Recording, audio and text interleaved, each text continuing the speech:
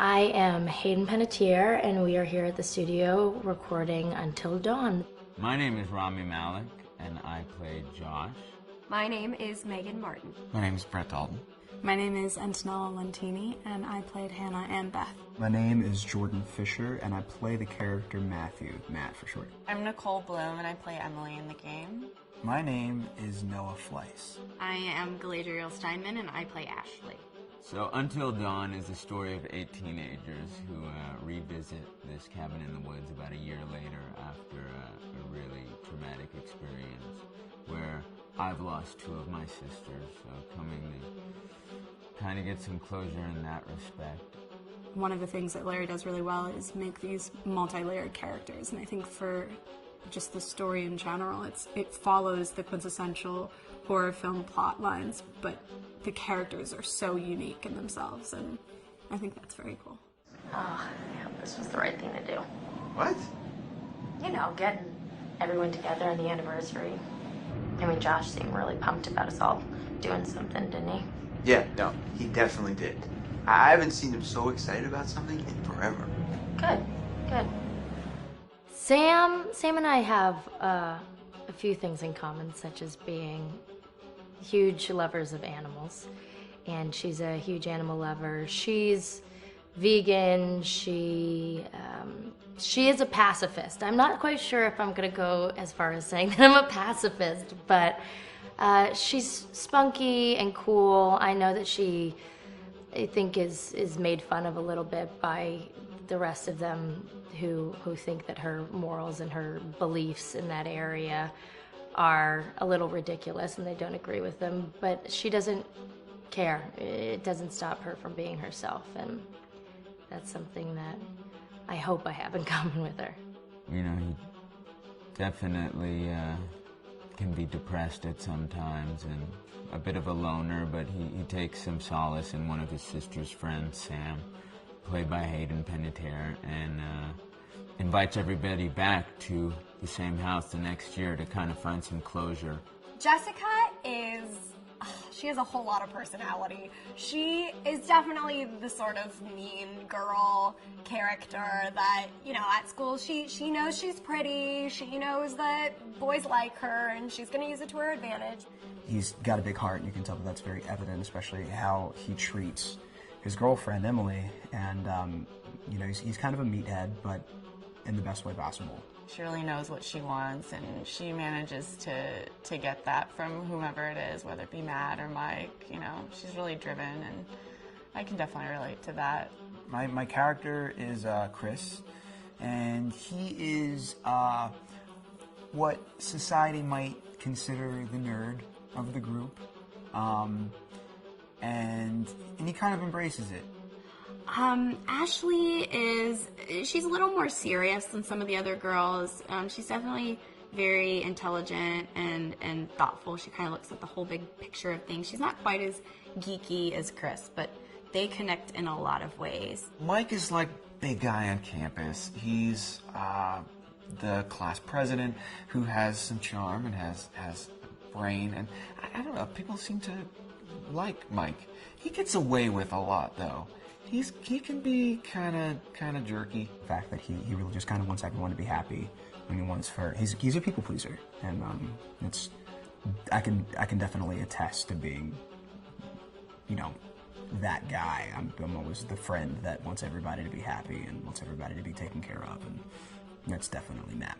But also, like, this character is just so fun. I rarely get to play the bitch, and so it was really fun to do that. The spirit of things? Seriously, what's wrong with you? Just try to lighten the mood, Em. Don't be like that. Like what? The way you're being. You always get like this. I just think this is just the coolest thing to be a part of, and I just think it's going to take the world by storm. I really do.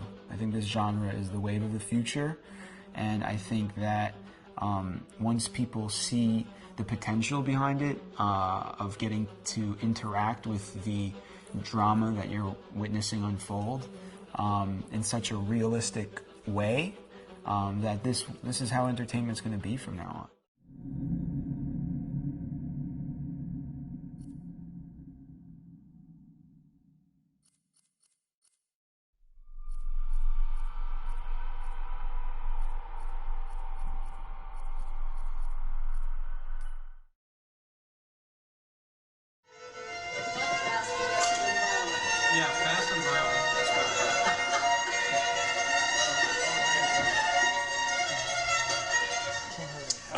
the top.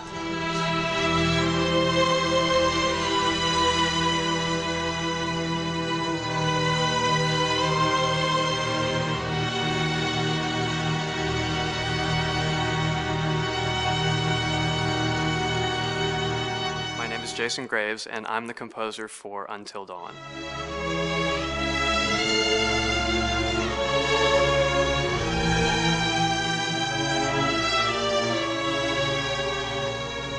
I've been involved with Until Dawn for about a year now. Originally, I was contacted by Barney Pratt, the audio director. I think that had something to do with my lineage.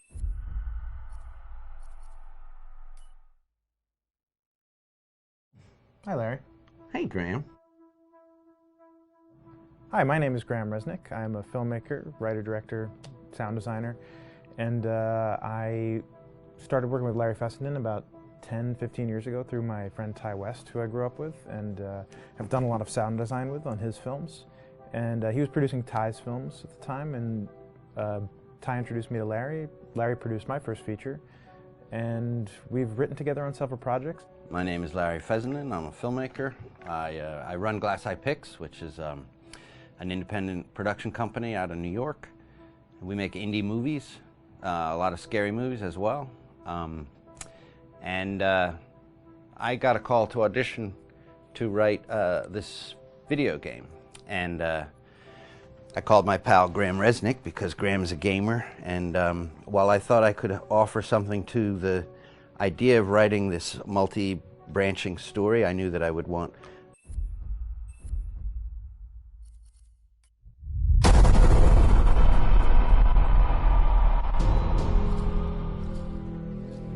Mike, Ash, oh, graças a Deus. Ash, o que se passa? Não quero ir lá assim. Oh, Ash! para! Ash! Não, Chris. Sinto muito, Ashley. Então e o velhote? Não sei dele. Calma! Não te mexas! Foda-se! Que porra! O que é que andas à procura? De outra saída. Mike, o teleférico está sem chave. O Josh! Ela deve estar com ele. O que tens aí? Pode ser que o tenha levado para a mina. O que é? Hã? Este é o local seguro, Em. Por favor. Com caralho, Mike! Merda! Mas caralho é que eu vim fazer? Eu vou buscar a chave ao Josh. Eu venho já. Gostava de mover-me como tu, Lobinho. Parece que fico deste lado.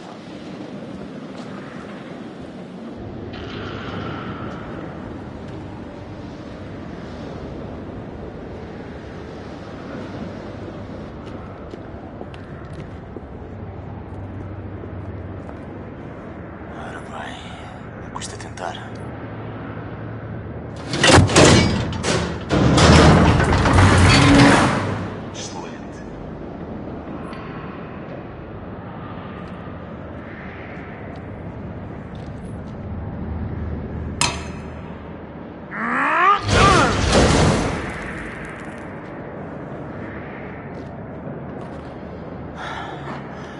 Viste isto? Tenho os meus truques. Não é, Lobinho?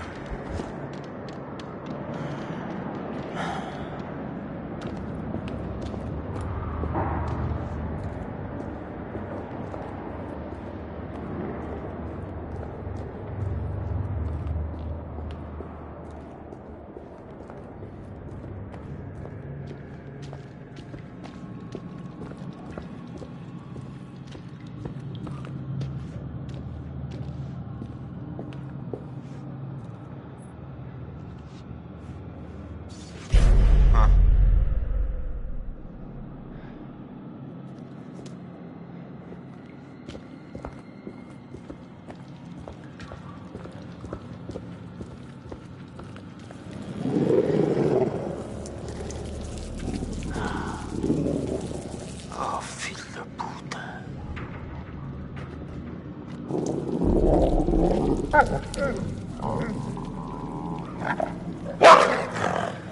Meu Deus.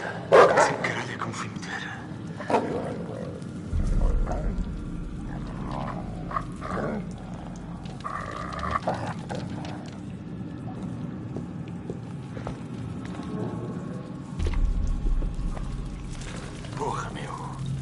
Isto é mesmo nojento.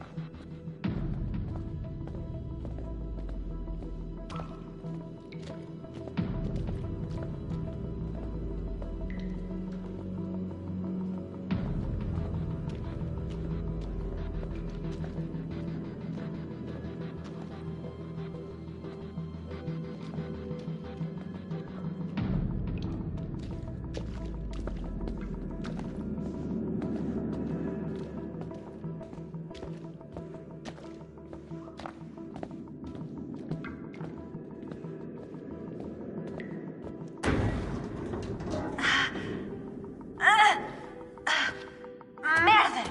O Mike deve ter trancado isto. Merda! Tem de haver outra entrada por aqui. Espera. O que é isto? Bem, tentamos abrir? Não parece que estejamos a nadar em alternativas.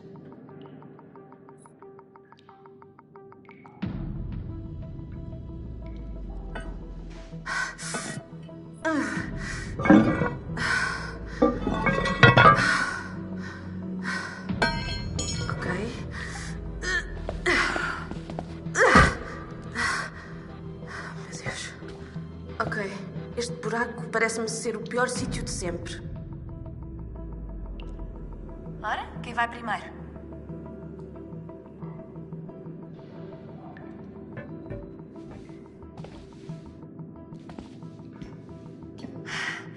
Podia ser pior. Será que este é o caminho para o sanatório? Claro que é. Para onde é que achas que devia ir?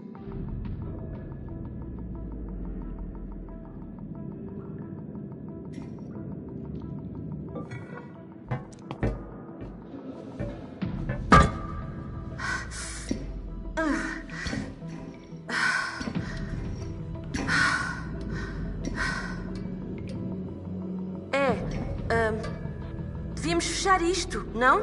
Hã? E se estivermos a ser perseguidas? Ok, pronto, fecha. Mas temos de continuar. Vemo-nos daqui a pouco, está bem? Sim.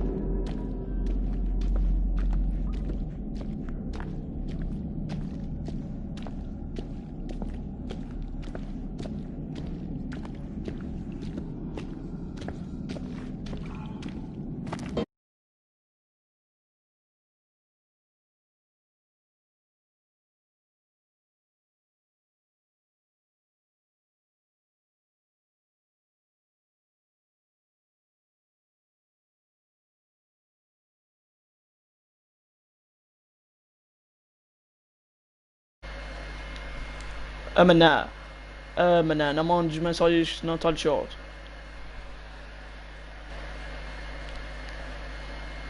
Vocês já viram, não viram, mas...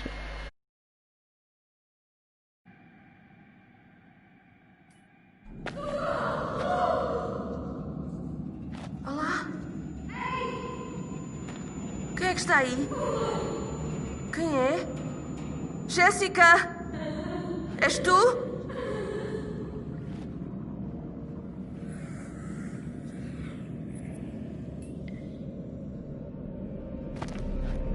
Isto é uma loucura.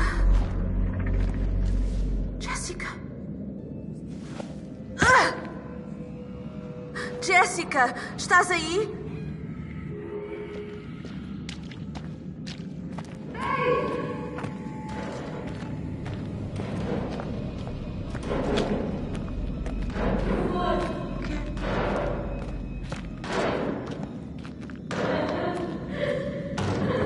Meu Deus.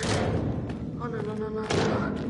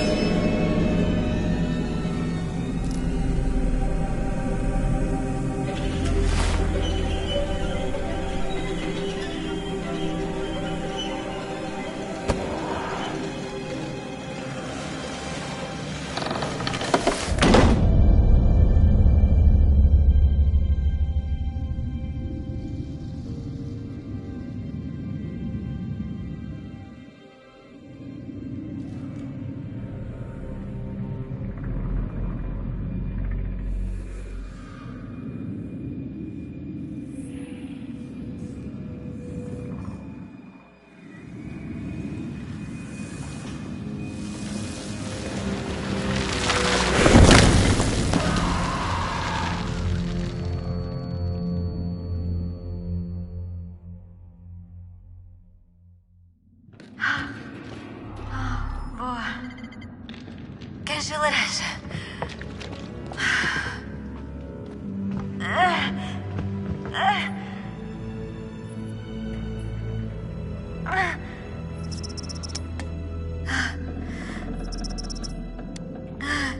Sim, isso mesmo.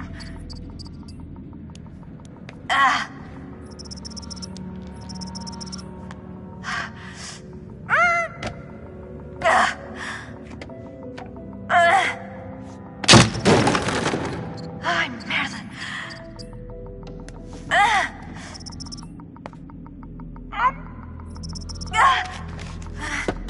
vá lá.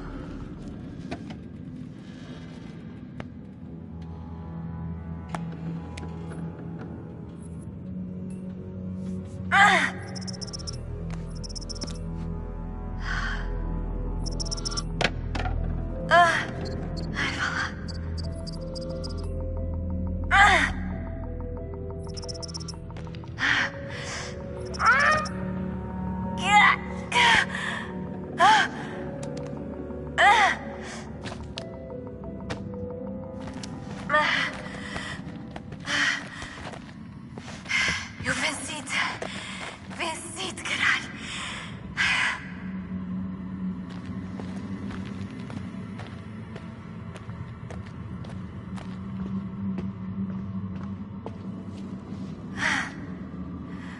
Está bem?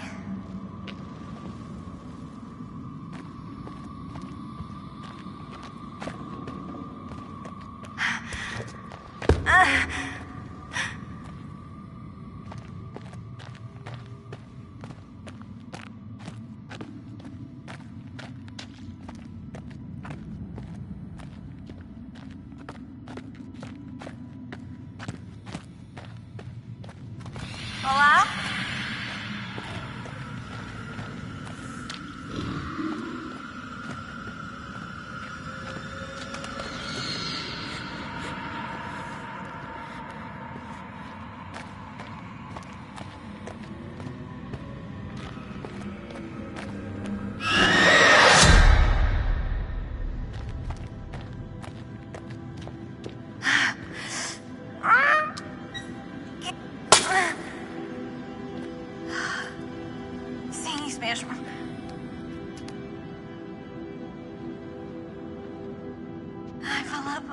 faz isto na boa.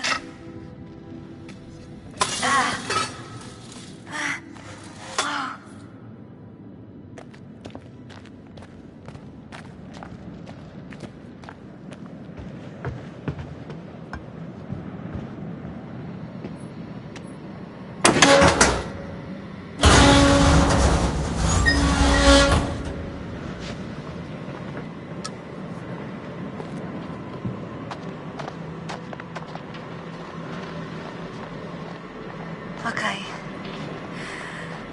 Por onde?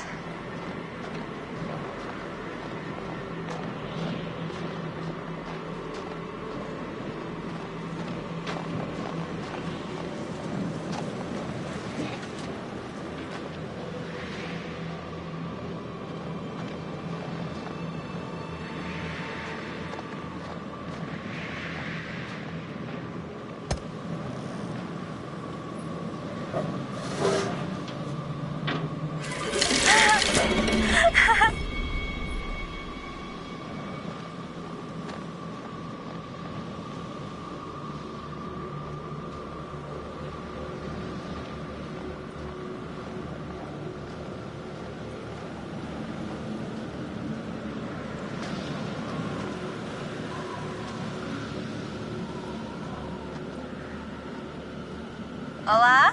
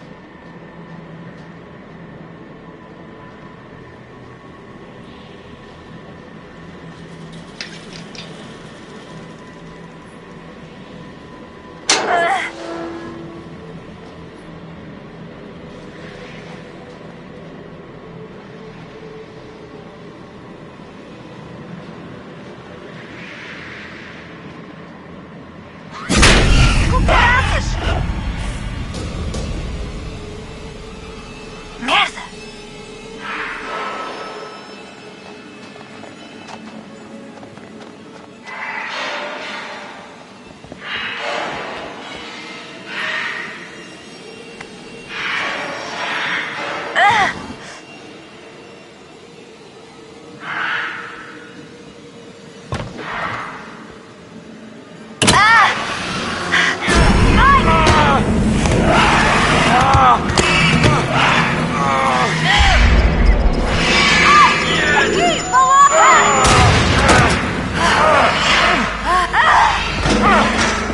É isso. Anda lá, bora!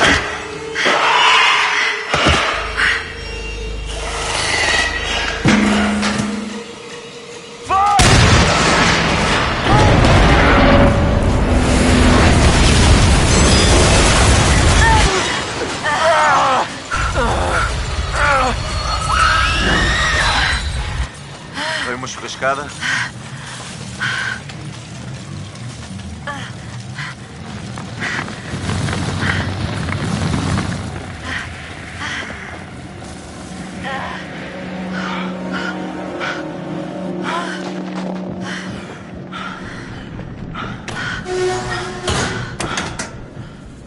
Oh, estás bem? Define estar bem. Viva, para começar. Vamos lá encontrar o covil onde este cabrão vive.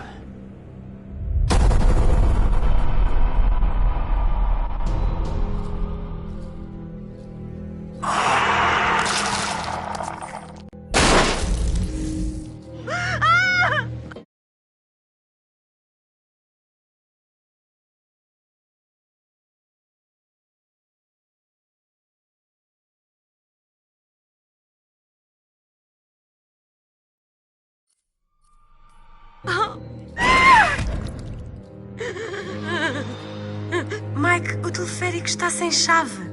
O Josh. Ela deve estar com ele. Desapareceu. Chegamos tarde. Shhh, caluda. Pode ser que o tenha levado para a mina. Calma. Não te mexas.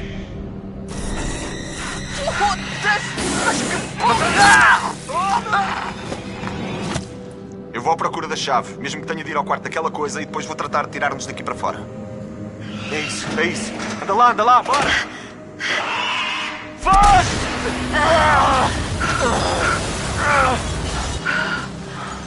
Vamos lá encontrar o covil onde este cabrão vive.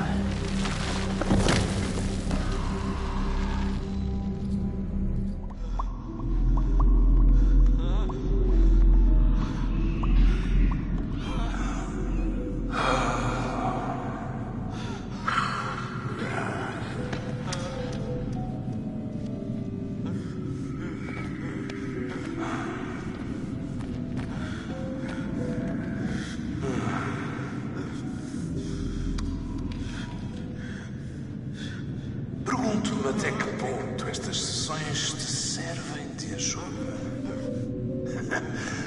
Não me dás ouvidos e as coisas estão a ficar caóticas.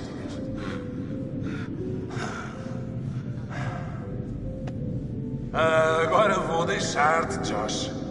Está na altura de aprenderes que há mais coisas a temer e que nem sequer passam pela imaginação limitada de um fedelho mimado e indulgente, rapaz. Tinhas tantas pessoas que se preocupavam contigo, que te queriam ajudar, mas usaste todas as oportunidades para afastá-las. E agora estás sozinho.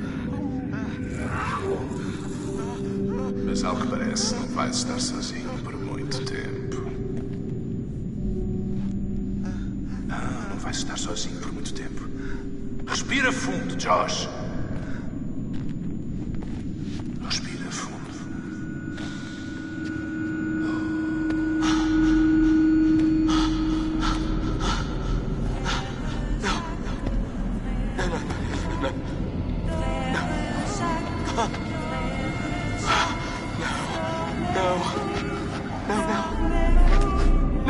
Não, outra vez não.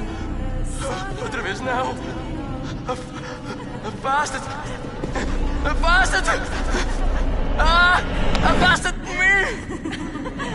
Não! Tu morreste! Lamento. Tu morreste! Cala-te! Não! Tu morreste! Não está pronto. Tu manipulaste. Não. Tu és um cobarde. Eles vão adorá-lo. Vão adorar quando estiver pronto. Tu não mandas em mim. Eu não sigo ordens tuas.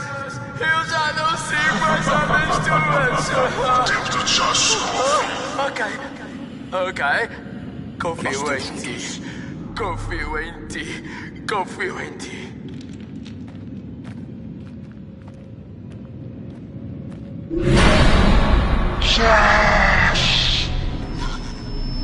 Não estás aí. Estamos sozinhas aqui embaixo. Não, outra vez não. Sozinhas. Mas agora estás connosco. A tua família. Afasta-te! Afasta-te de mim! Afasta-te! Porquê é que não nos salvaste, Josh? Porquê é que querias que morrêssemos? Eu não queria que morressem. Eu juro.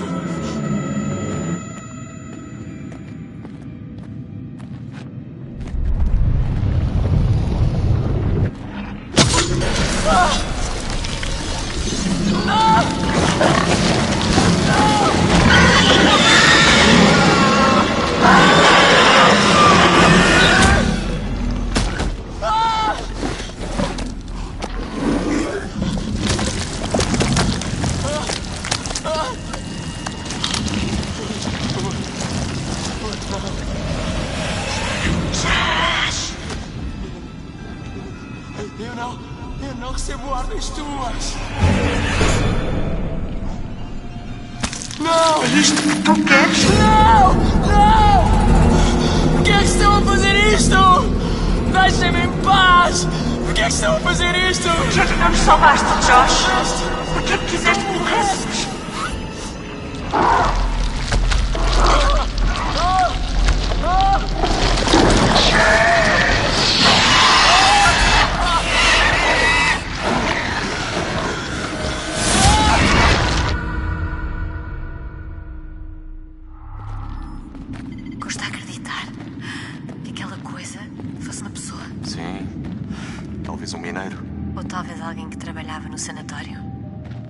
Havia tanta merda esquisita a acontecer por ali que isso é coisa que nem me surpreenderia. Que tipo de merda esquisita? Havia alguém a capturar os Wendigos. Tinham-os todos amarrados e vi algumas cenas mesmo maradas. Uau. Provavelmente soltei-os todos quando rebentei com aquilo. Boa malha.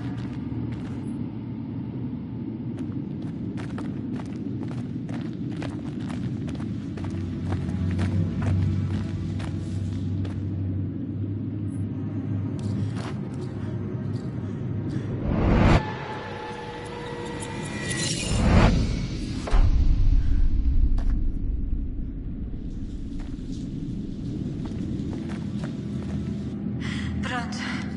Eu vou então. Oh, anda lá, não há azar. Achas? Ainda não morri. Famosas palavras finais. Ah, mas que gelo! Eu nem sinto os meus dedos.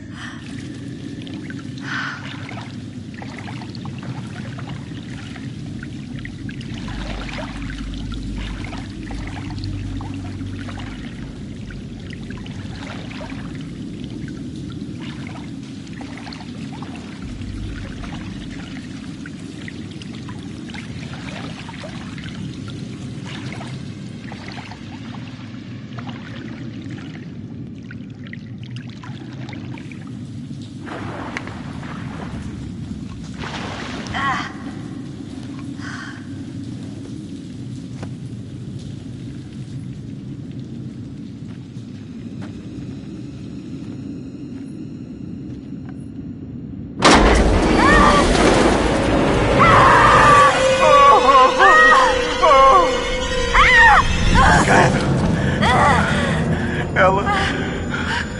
Credo.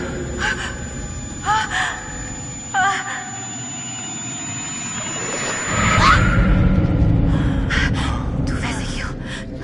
Sim. Corpos. Sim. Sim, muitos mesmo. Oh, meu Deus. Não! Acho que vou vomitar. Espera. Aguenta. Acho que vi alguma coisa.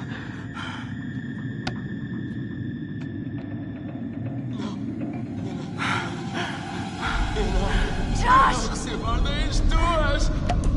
Sem ordens tuas! Ei, Josh? Tu não podes dizer o que fazer! Tu já Josh? não podes dizer o que Meu? fazer! Tu já não podes dizer o que fazer! Ok. Eu confio em ti. Confio em ti. Confio em ti.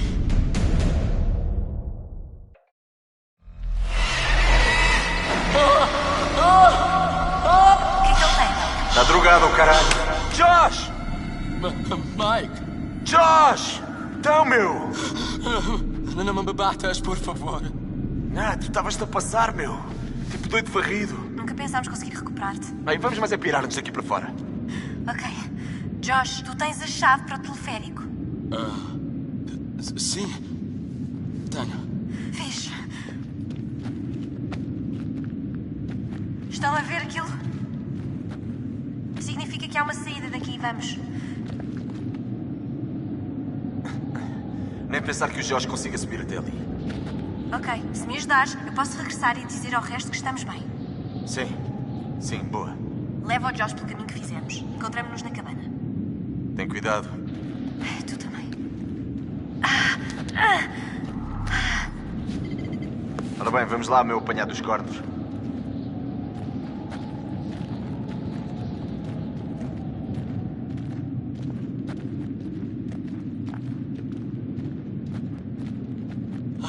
Tu não precisavas de me bater tanto, meu.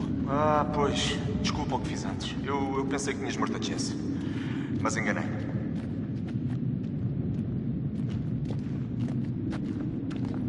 Eu sei. Eu sei.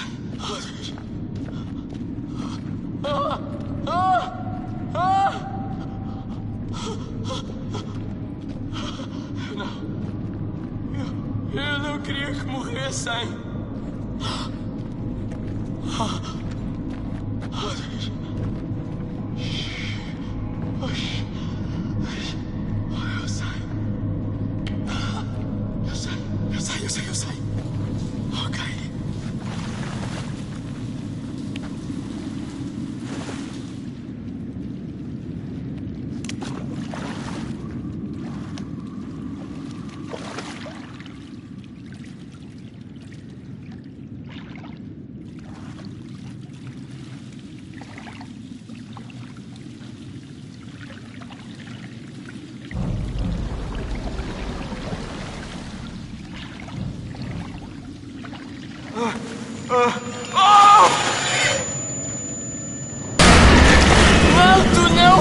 desistas!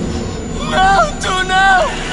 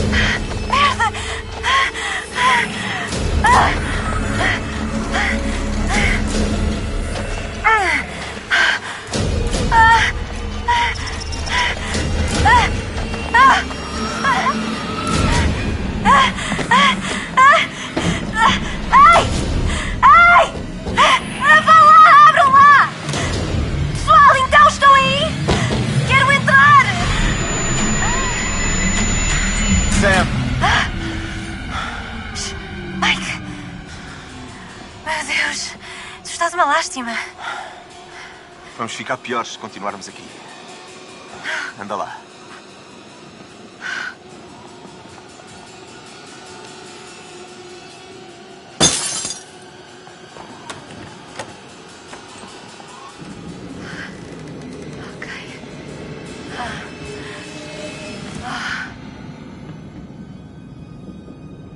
Mike, o que aconteceu ao Josh? Aquilo apanhou. Credo. Que maneira horrível de morrer. Tem cuidado. O que pensas que devemos fazer? Viemos ir verificar a cave. Pode estar alguém lá embaixo.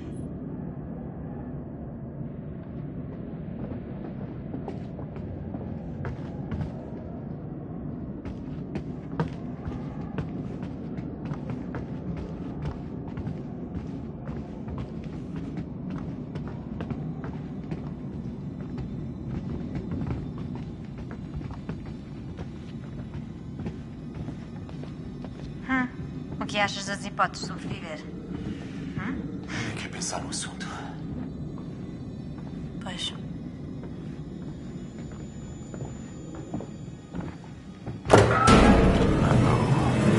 Merda.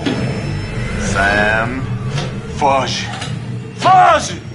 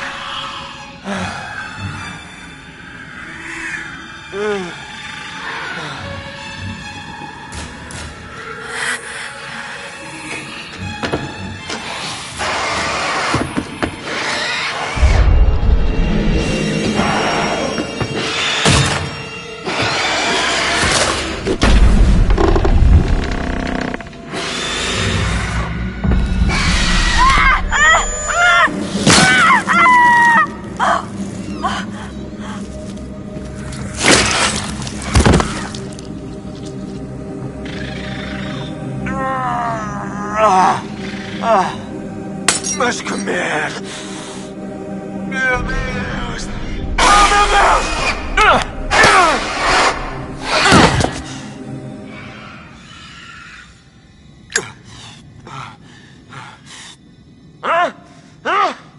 Então, meu cabrão!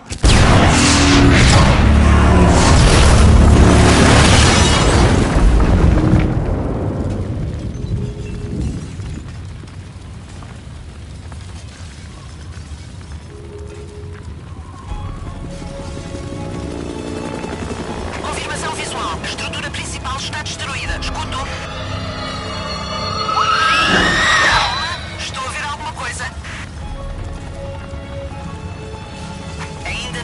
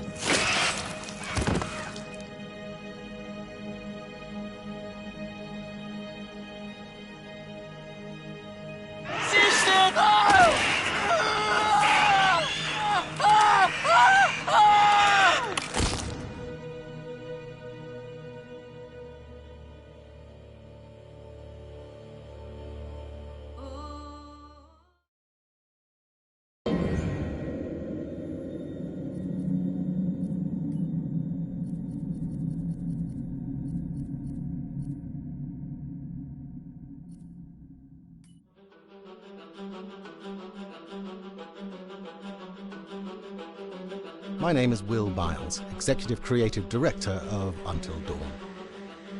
The first part of getting a believable facial performance in-game is to capture, topographically, the actor's range of emotional expressions as separate versions of the same head. Every tiny nuance gets digitized and merged, effectively creating a model that can recreate every facial movement that the actor makes. Once the topography has been recorded, the actor's performance itself can be captured by using a predetermined set of marker points, drawn precisely on the face, and a high-def helmet cam, wirelessly linked to capture devices. The camera is the small box where it looks like the microphone should be. Outro Sam. Mark. It records in high def the movement of the dots throughout the performance that will drive the expressions captured earlier. Unlike other systems, this form of capture is far less lossy because there are fewer interpretations between performance captured and performance rendered finally in-game. The audio is also recorded via two separate lavalier mics attached to the helmet. It takes a while for the actors to acclimatise to carrying around the recording devices and the helmet cams, but very soon the shoot becomes similar to any other effects shoot or a green screen shoot. The actors in these scenes are only recording facial animation, but use cursory body movements for pacing.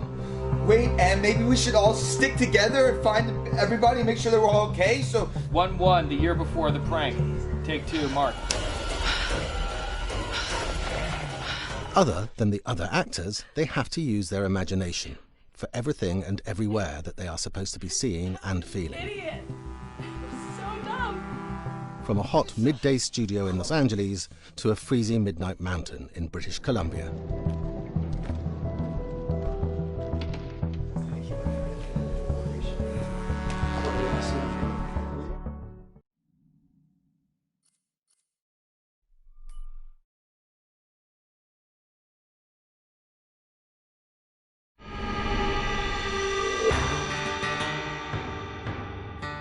America's Northwoods border region. Within this land of 10,000 lakes and miles of dense timber, a hideous creature is believed to lurk. The Northwoods is probably one of the last frontiers in America. There's still a lot of places in this area that hasn't been set foot by man. Monsters and mysteries exist here because it is remote. Up in the Northwoods, winters are long. In times of biting cold and isolation, a devouring monster is believed to come forth. It's terrorized native people for generations. Growing up, I was told, like, don't go outside, the Wendigo will get you.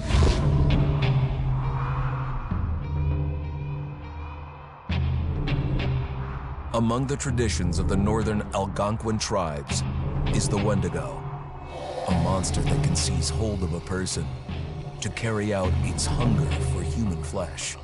Many Native Americans fear even talking about this Wendigo, and even the mention of the name will let the Wendigo find out where you are, and it will open you up to be possessed by this Wendigo.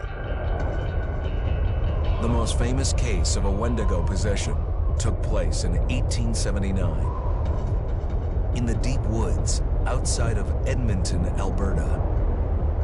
Swift Runner, a Cree Indian, was a trapper and a guide. He had left town the previous autumn with his wife, 6 children, and his mother. But when Swift Runner returned in spring, he was alone. Swift Runner came into a nearby village telling this heartbreaking tale. I had to watch them starve to death. Of his family being killed by starvation, and that he was the only survivor. My whole family gone. It wasn't hard to understand a family falling victim to a brutal winter. To even not. Yet something was suspicious about Swift Runner. He was a strapping man, and he came into town weighing over 200 pounds. It didn't look like somebody who had just weathered a terrible winter. He wasn't malnourished, didn't look like he was starving. He looked healthier than ever. After a few nights, it became clear that something was wrong. He started having night terrors, screaming in his sleep. I am the Wendigo! Villagers alerted the police. Swift Runner actually guided them back to his winter cabin. When they got there, that's when they saw the true horror.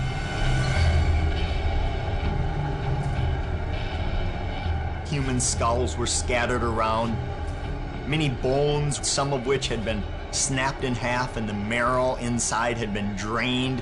They had never seen anything like it. Swift Runner had killed his entire family, shooting them, hitting them with an axe, strangling, and then eating most of their bodies.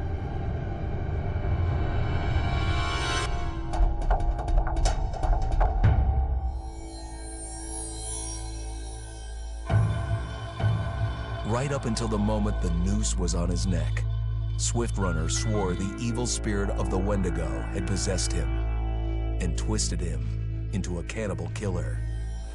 When he was on the gallows, Swift Runner himself said, "I am no longer a man."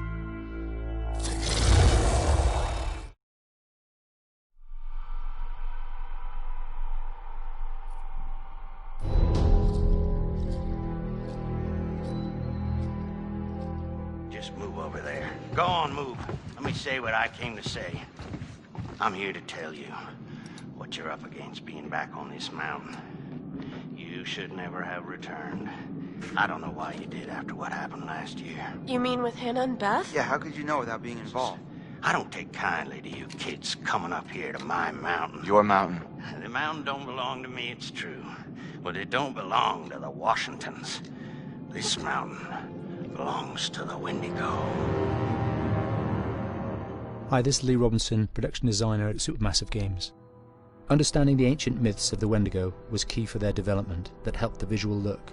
Through sketches and concepts, these elements were visualized, such as eyes being milky, almost dead, with loss of lips and eyelids due to frostbite, fangs growing and arms and legs getting longer, with skin hardening and thickening to look snarling and menacing, yet withered and lean. What the hell was that? Another fucking piece of... Fingers and toenails extending like claws, allowing them to climb effortlessly. We made them look gaunt and weathered, and having ragged remains of clothes they wore. Blood-stained and rotten, with patches of hair still remaining, they retained strong skeletal limbs, which enable them to be agile and quick through the environment. Where are you? My name is Jamie Gallipo, Animation Director at Supermassive.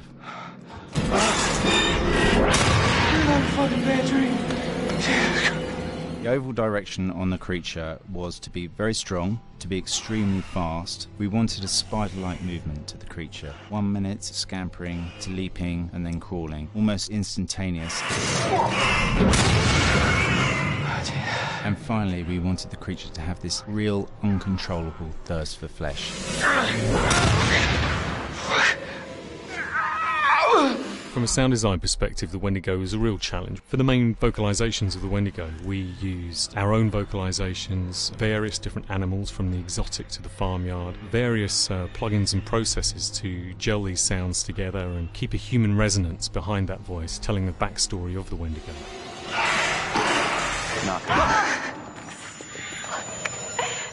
During the chase sequences, the anger of the Wendigo is felt by encircling breaths, screams and screeches that essentially chase you as you're being chased by the Wendigo.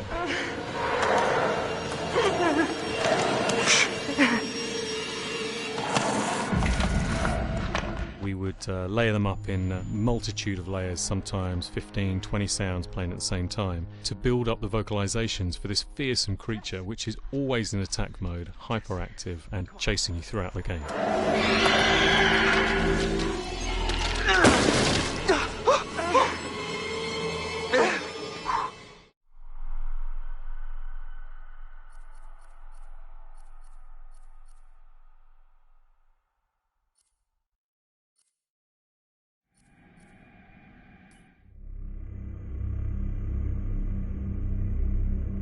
Until Dawn is a game that's full of horror, and one of the things we decided to do early on was to take a scientific approach to how scary it was. So we did experiments on people and we measured their responses to the game. We've created a test area. It's as close to a home setup as we can get it. We've recruited ordinary people to play the game and we've left them to play it on their own. You're turning the light off.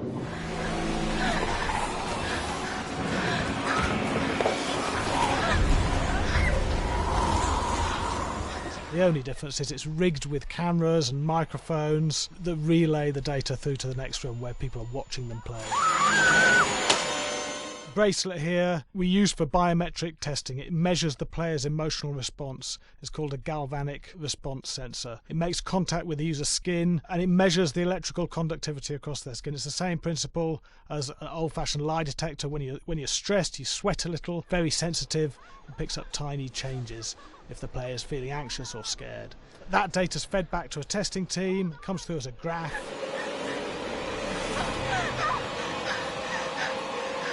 I'm so sorry.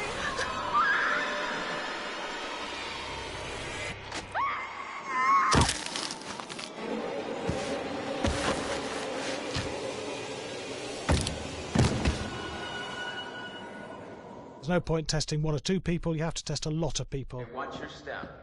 When we have a scare that's consistently has a measurable emotional response, then we knew it was good. If it didn't have that, it goes back to the team for improvement. The data doesn't tell us what's wrong with the scare, it only tells us if it's working or not. Wait, okay, so you hear that too, right?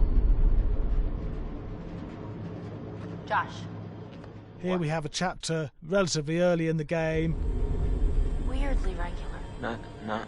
Nothing regular about it. We have to create tension and anxiety in the player so they are ready to receive the scare.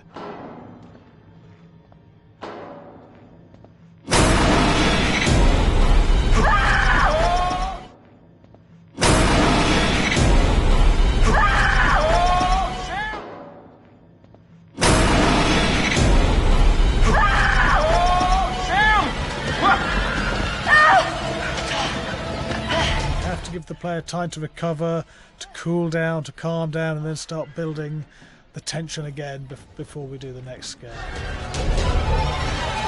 Hey. What? Hey. What the hell? Ooh, you just got mugged.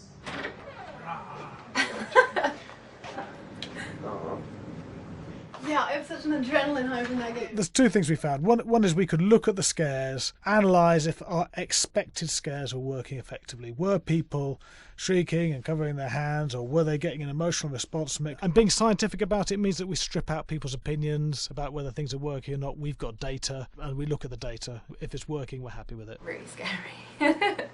Bit scared and wanting to get away. I actually be maybe a bit scared to play on my own, but in a room with the lights on, yeah, with some other people as well, yeah, maybe. But because I'm a scaredy cat, I would play with someone in the room. And the lights on. It was one of the scariest games I've played in a long while.